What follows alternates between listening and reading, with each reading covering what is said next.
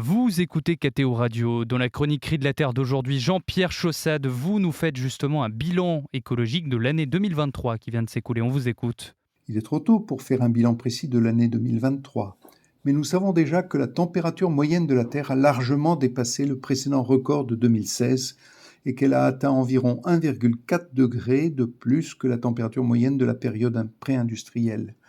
Rappelons que l'accord de Paris de 2015 donnait comme objectif de ne pas dépasser 1,5 degré, en tout cas de rester bien en deçà de 2 degrés.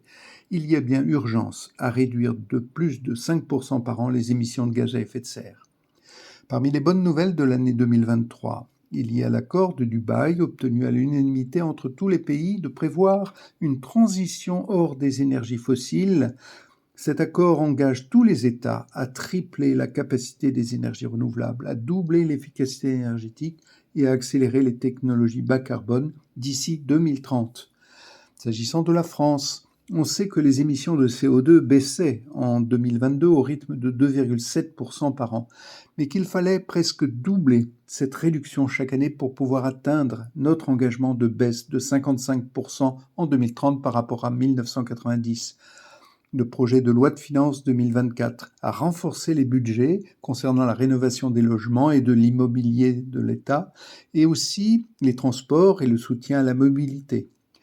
Les collectivités territoriales, les entreprises seront-elles suffisamment motivées pour améliorer leur efficacité énergétique et pour sortir des énergies fossiles ?